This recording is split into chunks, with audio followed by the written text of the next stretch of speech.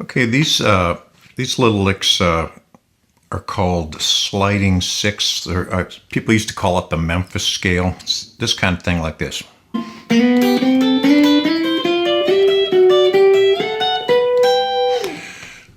Sounds really cool over an R&B or country type progression. The way I'm picking this, and the way you need to pick it really, is using your pick and your middle finger. See? The pick on the lower note and the middle finger on the higher note. Hope you can see that. It doesn't sound the same to go. Plus, if you want to play them together,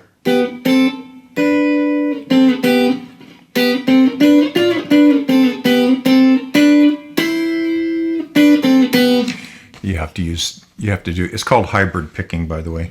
Use your middle finger on the higher of the two pairs of notes. Now, you may be familiar with playing solos in thirds or little melody lines in thirds like this.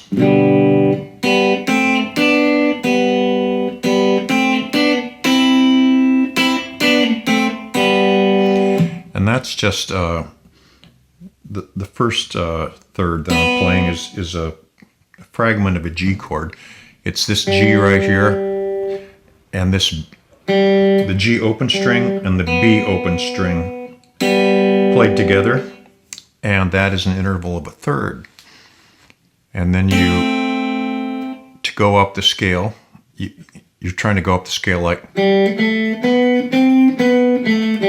so you're doing that, but you're harmonizing it by playing this on the B string. You play those together, and it's a harmony in thirds.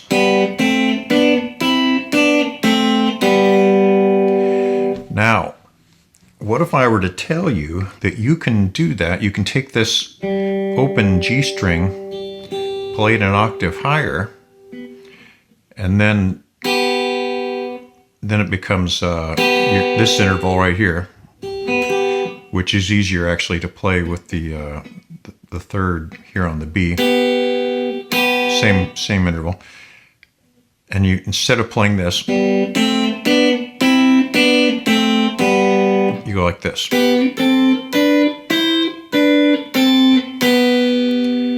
So you're only playing two notes. The top melody line is this: G, A. The G is the third fret of the E string. A is the fifth fret of the E string. Then up here to the seventh fret of the E string, that's a B note. And then you end up on a C here on the eighth fret. And you can come back down if you want. The lower note of this melody line, you start off on a B note here on the fourth fret of the G string.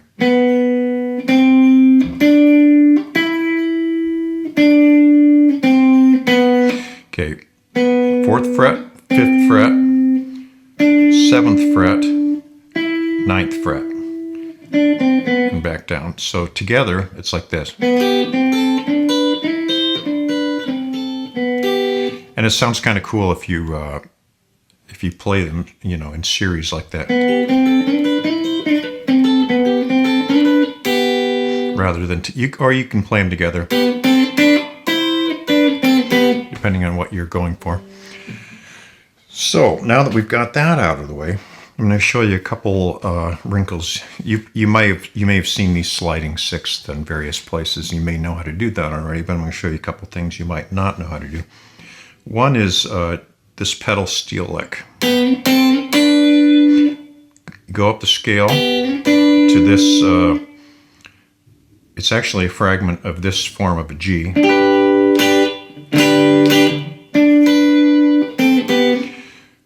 So you're playing the seventh fret of the G string and the seventh fret of the high E string together. What you want to do, we're going to want to bend this up to this and then release it back down again.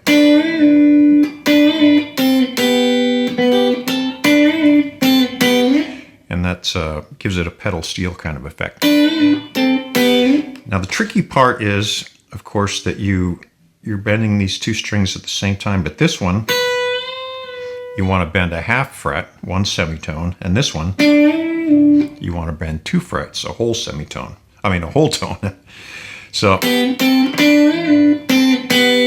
that takes some getting used to. And honestly, if you're doing this quickly in the middle of a solo, you can be a little bit off and no one's going to notice it. But you want to practice it slowly so you're not off, of course. Anyway, that's an awesome little thing to... You can do it in the series too. And when you get down to this lower fragment of a G, you can bend this up too.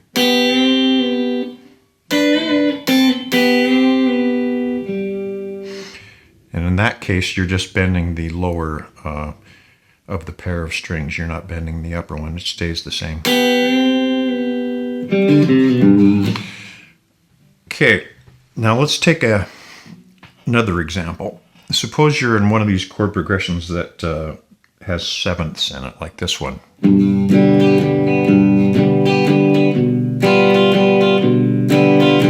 To the C. C7. You might ask, is there any way I can play those sevenths with these with this technique? And yes, as a matter of fact, there is.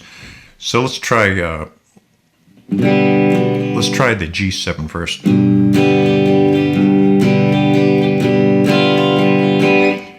This works pretty well with that.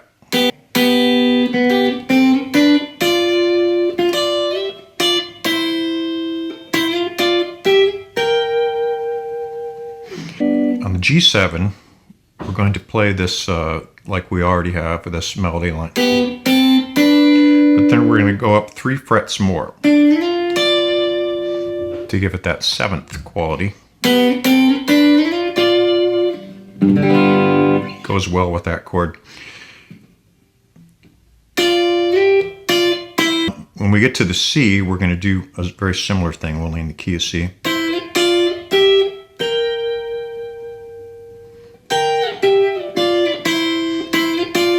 So 8th fret, 10th fret, 12th fret, and all the way up to the 15th fret for the 7th. Okay, let's take this through a typical chord progression.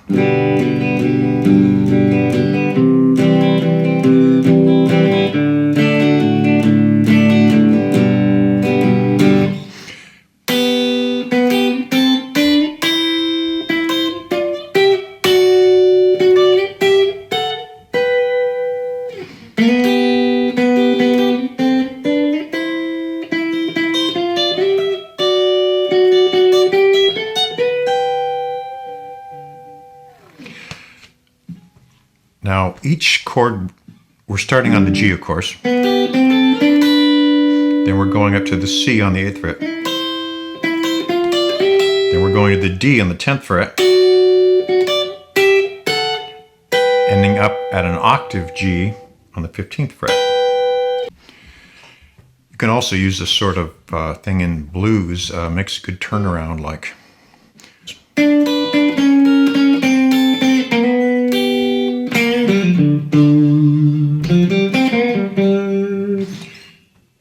In the case of that turnaround, I'm adding a passing tone in there. Going down fret by fret.